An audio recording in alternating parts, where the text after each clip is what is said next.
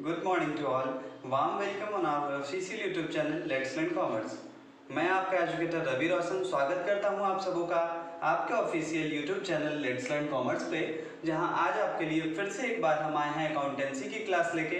Recording of transaction part 2 हमारा chapter चल रहा था और आज ये इसका आखिरी क्लास होगा। इसके बाद आपकी एक MCQ की मतलब क्विज की क्लास लगेगी। उसके बाद इस चैप्टर को क्लोज कर देंगे हम और फिर नए चैप्टर को शुरू करेंगे।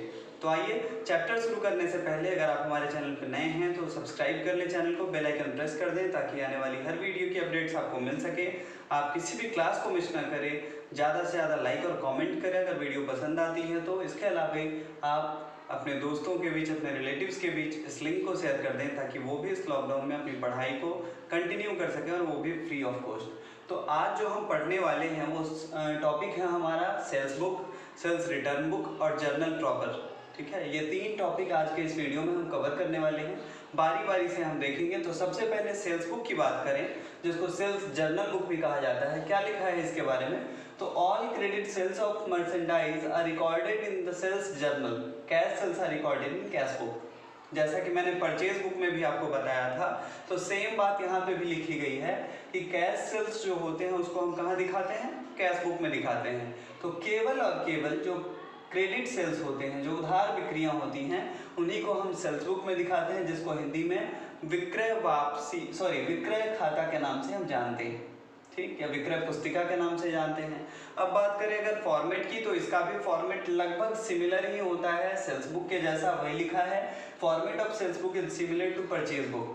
कैसे सिमिलर होता है आइए देखते हैं। तो यहाँ भी आपको बनाने होते हैं 5 कॉलम्स के परफॉर्मा, जिसमें पहला होता है हमारा डेट का, उसके बाद इनवॉइस नंबर का, फिर name of the customer, account to be debited लिखेंगे यहाँ पे, लेजर फॉलियो और उसके बाद अमाउंट। तो ये 5 कॉलम होते हैं। अब एक एग्जांपल के माध्यम से और क्लियरली हम इसे समझेंगे कि कैसे हम अपने सेल्स बुक में किस किस आइटम को रिप्रेजेंट करते हैं, किन चीज़ों को कैसे दिखाते हैं। तो आइए देखते हैं हमारा एग्जांपल। और एग्जांपल यहाँ पे लिखा है Mrs Reena sold on credit provided following details. Mrs Reena जिन्होंने इन बिक्रियों को उधार किया है, क्रेडिट सेल्स है इनका, ये फॉलोइंग डिटेल्स हैं इनके। तो आपको इस डिटेल्स के बेसिस पे एक सेल्स बुक बना के दिखाना है और बाकी के जो लेजर्स होंगे वो आपको बना के दिखाना है। तो सबसे पहले हम बनाएंगे सेल्स बुक। सेल्स बुक का जो परफॉर्मा वहाँ है सेम वही परफॉर्मा होगा, ऊपर में लिख देंगे आप in the books of Reena supplier. Okay, in the books of Reena supplier लिखने के बाद आप सेल्स बुक लिखेंगे, वही column same, date, invoice number, name of the customer, ledger folio, amount. हमने इतना सब कुछ लिख दिया। उसके बाद अब देखते हैं क्या क्या अमाउंट है। तो सबसे पहला है 2 वाटर प्यूरिफायर जिसका दाम है, एक का 2100 और 5 बकेट्स, ठीक है, 5 बाल्टियां और एक का दाम है 130 रुपीज़। ये खरीदा गया बेचा गया है मैसर्स रमन ट्रेडर्स को। ठीक है, इनवॉइस नंबर है इसका 178 और डेट है इसका 6 अप्रैल 2005। तो सबसे पहले आपको वही करना है, डेट लिखना है 2005 6 अप्रैल, इनवॉइस नंबर में 178 दे देंगे हम पहले की तरह, नाम रमन ट्रेडर्स हमने यहाँ लिख दिया। अमाउंट कैसे कैलकुलेट करेंगे? तो भाई अमाउंट कैलकुलेट करेंगे हम 2100 मल्टीप्लाई बाई 2।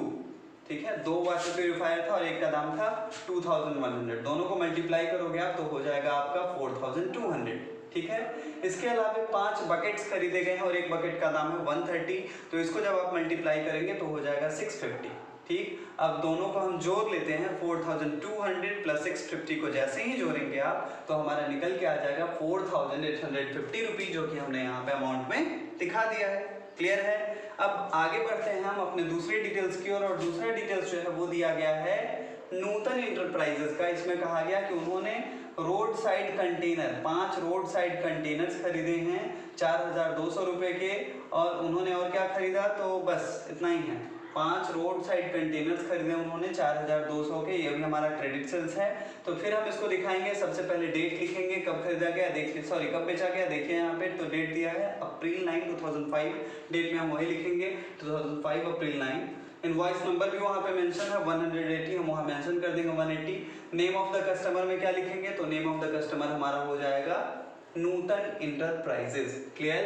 अब अमाउंट क्या होगा, तो अमाउंट आपको क्लियरली मेंशन कर दिया कि 4201 का दाम है और 5 रोड साइड कंटेनर हमने बेचे हैं, तो 4200 को जैसे ही आप 5 से मल्टीप्लाई करेंगे आपका निकल के आएगा 21,000 और वही हम अमाउंट यहाँ पे दिखा देंगे नूतन इंटरप्राइजेज वाले ब्लॉक में। क्लियर है? बढ़ेंगे आगे और थर्ड डिटेल को रिमूव करते हुए हम देख रहे हैं कि 100 बिग बकेट्स बेचा गया है 850 रुपए के दर से, 850 रुपीज के दर से बेचा गया है 100 बिग बकेट्स, बड़ी बाल्टियां। किसको? तो रमन ट्रेडर्स को। दोबारा रमन ट्रेडर्स के साथ हमारा डील हो रहा है। इनवॉइस नंबर है इनका 209 और डेट है अप्रैल 28, 2005। तो डेट में सबसे पहले हम अप्रैल 28 डालेंगे, इनवॉइस नंबर में हम 209 भरेंगे और उसके बाद नाम फिर से हम लिखेंगे रमन ट्रेडर्स। अमाउंट कैसे निकालेंगे भाई? बहुत सिंपल है, 850 को 100 से मल्टीप्लाई कर लेंगे, निकल के आएगा 85,000 और इस तरह से तीनों अमाउंट हमें पता चल गया। अब हमारा फाइनल काम क्या होगा सेल बुक का, तो टोटल अमाउंट का हम जोड़ लगाएंगे। जब आप जोड़िएगा तो ये जोड़ निकल के आएगा आपका 1,10,850 और यहाँ डेट आपको मेंशन कर देना होगा जिस महीने का आप बना रहे हैं उस महीने का लास्ट डेट। चूंकि अप्रैल 30 डेज का होता है तो इसलिए हमने यहाँ अप्रैल वाले ब्लॉक में लिख दिया अप्रैल 30। क्लियर है? तो इस तरह से हमारा सेल्स बुक बन के तैयार हो गया। अब बात आती है लेजर्स अकाउंट की। तो लेजर अकाउंट जो हम बनाएंगे तो सबसे पहले हम बनाएंगे, किसका नाम आया है? रमन ट्रेडर्स का। तो रमन ट्रेडर्स के नाम से ही हम लेजर बनाएंगे। लेजर का कॉल्यूम आपको याद होना चाहिए, 8 कॉल्यूम का लेजर होता है हमारा। Date, particular, journal folio amount, फिर से क्रेडिट साइड में date, particular, journal folio amount. Clear? अब याद करेंगे आप जर्नल एंट्री, जब हम क्रेडिट सेल करते थे तो जर्नल एंट्री क्या पास आउट करते थे? जिसका भी नाम, जैसे यहाँ पे रमन ट्रेडर्स नाम है तो हम क्या एंट्री पास आउट करेंगे? Raman traders account debit to sales account, यही एंट्री थी ना हमारी। तो रमन ट्रेडर्स टू सेल, तो लेजर में जब आप इसका ट्रांसफर करेंगे मतलब पोस्टिंग करेंगे जब इस एंट्री की, तो क्या होगा? Raman trader to sale. तो आपको टू साइड में मतलब डेबिट साइड में लेके आना होगा सारी चीज़ों को। तो देखते हैं हम पहले कब हुआ है। 2005 अप्रैल 6 को पहला हमारा डील हुआ था, तो हम यहाँ पे डेट में मेंशन करेंगे 2005 अप्रैल 6, लिखेंगे टू सेल्स अकाउंट कितना, तो 4,850 रुपीज़ हमने इसको ट्रांसफर कर दिया यहाँ पे। अब अगली बार रमन कब यहाँ पे आया? 28 को, अप्रैल 28 को। तो फिर से हम डेट डालेंगे अप्रैल 28, टू सेल्स लिखेंगे कितना, 85,000 और इस तरह से हमारा रमन ट्रेडर्स अकाउंट का जो लेजर था बन के तैयार हो गया। मूव करेंगे हम अपने अगले लेजर पे जो है नूतन इंटरप्राइजेज अकाउंट, जो हमारी अगली कस्टमर हैं, तो इनका नाम हम यहाँ पे मेंशन करेंगे नूतन इंटरप्राइजेज अकाउंट। फिर से date, particular, journal folio amount, date, particular, journal folio amount, मतलब लेजर का हमने परफॉर्मा बना दिया।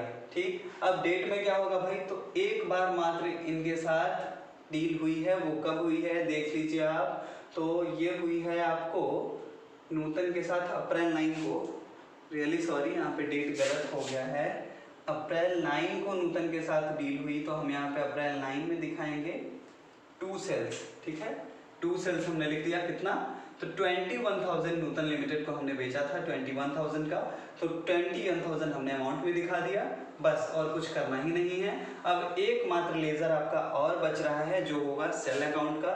सेल अकाउंट में क्या लिखेंगे, तो जैसा कि जर्नल एंट्री मैंने आपको क्या बताया, रमन ट्रेडर टू सेल, इसी तरह से नूतन एंटरप्राइजेज टू सेल, तो क्या लिखेंगे, by Raman traders and by Nutan enterprises. जो डेबिट में होता है उसको कहाँ लेके आते हैं हम, बाई क्रेडिट साइड में। तो यहाँ पे वही काम आपको करना है, सेल्स अकाउंट बनाना है, लेजर का जो हमारा परफॉर्मा होता है, जो फॉर्मेट होता है वो आपको डालना है।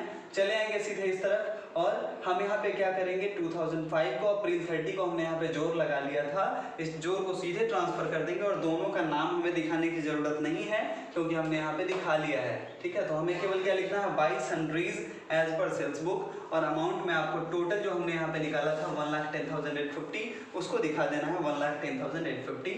काम हो गया हमारा खत्म, लेजर अकाउंट बन चुका है। और अब हम अगले टॉपिक पे मूव करने वाले हैं जो है सेल्स रिटर्न। क्या होता है ये सेल्स रिटर्न, तो जरूरी नहीं कि हम जितना सामान बेचते हैं वो सबके सब सामान जो है कस्टमर रख लें अपने पास। बहुत सारे सामान ऐसे होते हैं जो डिफेक्टिव होने के कारण, जो उनके रिक्वायरमेंट के अकॉर्डिंग नहीं हैं, उनके कारण वो रिटर्न आ जाते हैं। तो इस कंडीशन में सेल्स रिटर्न की बात आती है जिसको विक्रय वापसी बोलते हैं, और उसी से रिलेटेड जो अकाउंट होता है उसको सेल्स रिटर्न अकाउंट बोलते हैं, विक्रय वापसी खाता बोलते हैं। I hope you all understand it very well.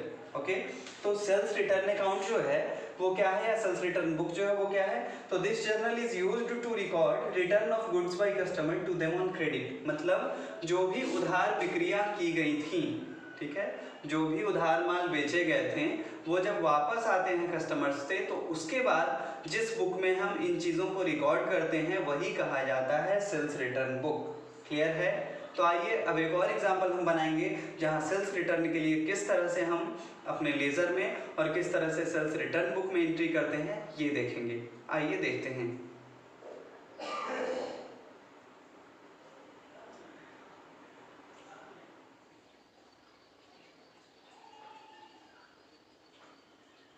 तो स्टूडेंट्स हमारा जो अगला एग्जाम्पल है उससे पहले हम ये देखेंगे कि सेल्स रिटर्न बुक का, ठीक है, फॉर्मेट किस तरह का होता है। तो फॉर्मेट की अगर हम बात करें तो इसके फॉर्मेट्स जो होते हैं वो कुछ ऐसे होते हैं जिसमें 5 कॉलम बने होते हैं। ऑलमोस्ट ये परचेज रिटर्न बुक की तरह होता है। डेट होता है, इसमें क्रेडिट नंबर होता है, नेम ऑफ द कस्टमर होता है, लेजर फॉलो और अमाउंट। तो ये 5 कॉलम के हमारे सेल्स रिटर्न बुक होते हैं। और अब आते हैं हम अपने एग्जाम्पल की ओर, जो एग्जाम्पल इसी बेसिस पे है कि सेल्स रिटर्न बुक कैसे बनाया जाए। तो आपको उसी क्वेश्चन को याद करना है। रीना सप्लायर वाला जो क्वेश्चन था, उस क्वेश्चन में मैंने आपको बताया था कि 2 वाटर प्यूरिफायर उस क्वेश्चन में बेचे गए थे। यहाँ पे यही सूचना दी गई है, इन्फॉर्मेशन है कि 2 वाटर प्यूरिफायर, जो एक का दाम था 2100 रुपीज़, उसको जो बेचा गया था रमन ट्रेडर्स को, उसमें से एक वाटर प्यूरिफायर जो है वो रिटर्न आ गया। क्यों आया भाई? तो उसमें कुछ मैन्युफैक्चरिंग डिफेक्ट थी, ठीक है, बनावटी कुछ खराबी थी, उत्पादन में कुछ खराबी हुई थी, जिसके वजह से उसे वापस कर दिया गया और इसका क्रेडिट नोट नंबर आपको दे दिया गया है 10/2005। तो इसी को आपको अब दिखाना है सेल्स रिटर्न बुक में, और बाकी के जो लेजर्स बनेंगे उसमें कैसे इसको रिप्रेजेंट किया जाएगा। तो सबसे पहले हम उसका परफॉर्मा बनाएंगे सेल्स रिटर्न बुक का। Date, credit number, name of the customer, account to be credited, ledger folio और अमाउंट का, ठीक। उसके बाद डेट का कहीं इसमें कोई जिक्र है नहीं तो डेट हम भी नहीं लिखेंगे। चले आएंगे हम अगली कॉलम की ओर, और अगला कॉलम है हमारा क्रेडिट नंबर का। तो क्रेडिट नंबर में हम 10/2005 लिखेंगे। उसके बाद नेम ऑफ द कस्टमर में रमन ट्रेडर्स देंगे। अमाउंट क्या होगा? तो एक वाटर प्यूरिफायर रिटर्न आया था और एक वाटर प्यूरिफायर की कीमत कितनी है भाई? 2100 रुपीज़। तो हम यहाँ पे अमाउंट में दिखाएंगे 2100 और इसको हम लोग क्लोज कर देंगे। 2 लाइन खींच के मैं क्लोज कर देता हूँ, ये आपको पहले से सिखाया जा चुका है, तो ये क्लोज हो गया। अब रमन ट्रेडर्स अकाउंट का जो लेजर बनेगा उसमें क्या होगा? तो लेजर के लिए 8 कॉलम होते हैं। Date particular, journal folio amount, date particular, journal folio amount बना दिया हमने। तो क्या होता है सेल्स रिटर्न की जनरल एंट्री आपको याद करना है। तो सेल्स रिटर्न के लिए जनरल एंट्री बनती है sales return account debit to Raman traders account, ठीक है। तो इसीलिए यहाँ पे हम लोग डेबिट साइड में होता है तो इसको हम क्रेडिट साइड में लेके आएंगे। बाई सेल्स रिटर्न लिखेंगे कितना? 2100 रुपये, 2100 रुपये। काम खत्म है, रमन ट्रेडर्स अकाउंट हमने बना लिया। अब यहाँ था हमारा सेल्स रिटर्न बुक, अब हम बनाएंगे सेल्स रिटर्न अकाउंट। तो यहाँ पे क्या दिखाएंगे हम? तो ये वाला अमाउंट हम यहाँ पे ट्रांसफर कर देंगे, क्रॉस ट्रांसफर लिखेंगे to sundries as per sales return book 2100। और इस तरह से हमारा लेजर भी बन गया, सेल्स रिटर्न बुक भी बन गया। और अब हम अपने इस सेशन के आखिरी टॉपिक की ओर मूव करेंगे, जो है हमारा जर्नल प्रॉपर। तो जर्नल प्रॉपर के बारे में मैंने पिछले क्लास में आपको बताया था कि वैसी एंट्री जो इन स्पेशल बुक्स में, मतलब परचेज बुक में, परचेज रिटर्न बुक में, सेल्स बुक में, सेल्स रिटर्न बुक में, इन सब में नहीं आते हैं, वो कहाँ पे आते हैं? तो वो आते हैं हमारे जर्नल प्रॉपर में। उनको हम लेके आते हैं जर्नल प्रॉपर में। तो वही लिखा है, book maintain to record transaction which do not find place in special journal is known as journal proper और जर्नल रेसिड्यूअल। मतलब कि जिन्हें जर्नल स्पेशल में जगह नहीं मिलती उन्हें हम यहाँ पे लेके आते हैं जर्नल प्रॉपर में। और जर्नल प्रॉपर का एक और नाम है journal residual. Following transaction are recorded in this journal. और इस जर्नल प्रॉपर में कौन कौन से ट्रांजैक्शन होते हैं तो आइए देखते हैं क्या क्या होता है इसमें। तो इसमें ओपनिंग एंट्री करी जाती है। ओपनिंग एंट्री कहने का मतलब कि बैलेंस शीट जब हम बनाते हैं तो उसमें एसेट्स होते हैं, वेरियस एसेट्स होते हैं, लाइबिलिटीज होते हैं, करंट एसेट्स हैं, फिक्स्ड एसेट्स हैं, इसी तरह से करंट लाइबिलिटीज हैं, फिक्स्ड लाइबिलिटीज हैं। तो सबके कुछ ना कुछ ओपनिंग बैलेंस होते हैं। तो उस ओपनिंग बैलेंस के लिए जो एंट्री की जाती है वो जर्नल प्रॉपर में की जाती है। दूसरा है एडजस्टमेंट एंट्री। एडजस्टमेंट एंट्री किस चीज से रिलेटेड? तो जैसे आउटस्टैंडिंग कुछ एक्सपेंसेस होते हैं, आउटस्टैंडिंग रेंट होता है, आउटस्टैंडिंग सैलरी होती है, आउटस्टैंडिंग वेजेस होता है, आउटस्टैंडिंग उसके अलावा प्रीपेड इंश्योरेंस होते हैं, डिप्रिसिएशन होते हैं, कमीशन रिसिव्ड होते हैं, कमीशन रिसिव्ड इन एडवांस होते हैं।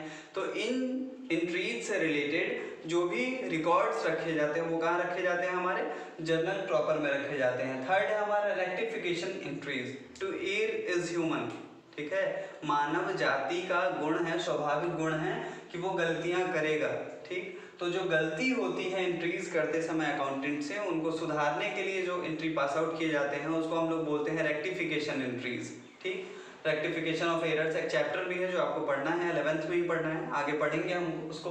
तो रेक्टिफिकेशन के जो एंट्री पास आउट किए जाते हैं वो जनरल प्रॉपर में किए जाते हैं।